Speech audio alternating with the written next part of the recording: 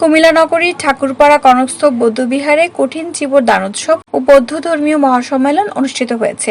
শুক্রবার সকাল থেকে সন্ধ্যা পর্যন্ত দিনব্যাপী দুটি পর্বে চলে এই অনুষ্ঠান। সকাল থেকে বিভিন্ন এলাকা থেকে আগত নারী পুরুষ ও এলাকার গণ্যমান্য লোকজন বিহার প্রাঙ্গণে এসে ধর্মীয় আলোচনা মনোযোগ সহকারে শ্রবণ করেন। প্রথম পর্বে বৌদ্ধ পূজা, অষ্টপরিষ্কার সহ সংগঠন অনুষ্ঠানে মধ্যম বিনাজুরি মিলনারাম বৌদ্ধবিহারের অধ্যক্ষ শ্রীমত বিনয়পাল মহাতের সভাপতিত্বে প্রধান অতিথি হিসেবে ছিলেন কুমিল্লা নোয়াখালী সংঘরাজ ভিক্ষু সমিতির সভাপতি শ্রীমত জীবনানন্দ মহাথের।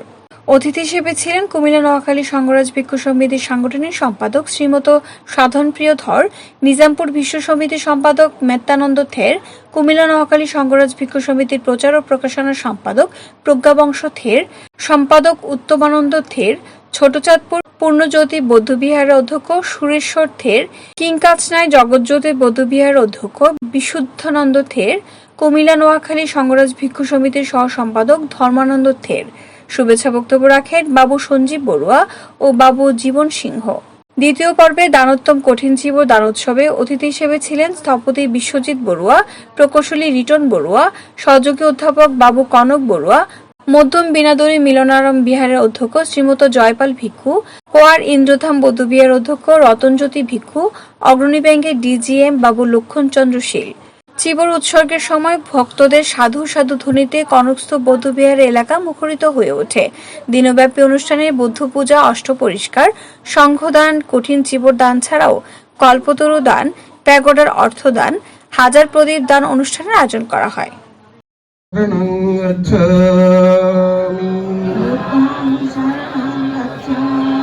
ধম্মাং শরণং গচ্ছামি।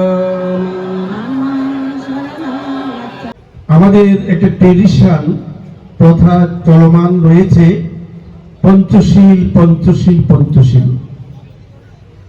আমি বিগত কয়েক বছর যেখানে আমি সভাপতি হিসেবে আমি উপস্থিত ছিলাম, তো আমার চিন্তায় চেতনায় আমি একটু ব্যতিক্রম করেছি। সেই ব্যতিক্রমটা হচ্ছে, আপনারা জানেন তথাগত সম্যক সম্বুদ্ধের অসংখ্য লক্ষাধিক শিষ্য প্রশিষ্ট ছিল। তাদের মধ্যে দুইজন ছিল দুই দিকপাল। নাম তো জানেন তো, কি নাম? একজন সারিপুত্র, আরেকজন মহাবুদ্ধ। ওনারা বুদ্ধের দুই পাশে বসতেন, একজন বাম পাশে, একজন ডান পাশে। তো মধ্যলেন ছিলেন দৃষ্টি শক্তি সম্পন্ন। দৃষ্টি মানে কি? তিনি ইচ্ছা করলে কোনো বিমান ছাড়া, কোনো যান্ত্রিক কোনো বাহন ছাড়া যেখানে ইচ্ছা সেখানে উনি যেতে পারতেন। আর সারিপুত্র ছিল সকল ভিক্ষু সংঘ থেকে বেশি জ্ঞানী। তখন একদিন বুদ্ধকে প্রশ্ন করা হয়েছিল যে বুদ্ধ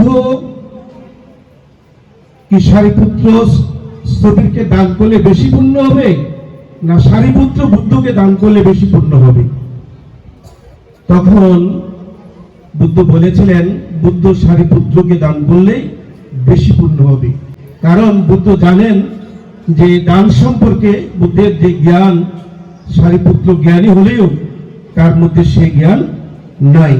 আমি এই কথাটা আপনাদেরকে বলছি যে অনেক আপনাদের এরকম জীবনদান অনুষ্ঠানে গিয়েছি, অনেকে এরকম জীবন নিয়ে ধর্মভাণ্ড নিয়ে এসেছে, কিন্তু দেখা গেছে জীবনদান না করেও অনেকে চলে গিয়েছে।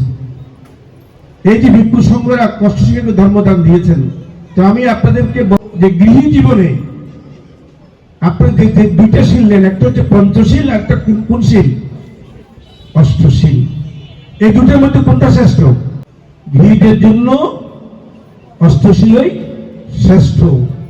তো কাজে এই যে 3 মাস আপনারা বিহারে গিয়ে অষ্টমস্যা, অমাবস্যা, পূর্ণিমা তিথিতে অষ্টাঙ্গ উপসৎশীল নিয়েছেন, আজকে বস্তু জগতের শ্রেষ্ঠ দান যেটা দেবেন, এটা পঞ্চশীল দিয়ে কেন দেবেন?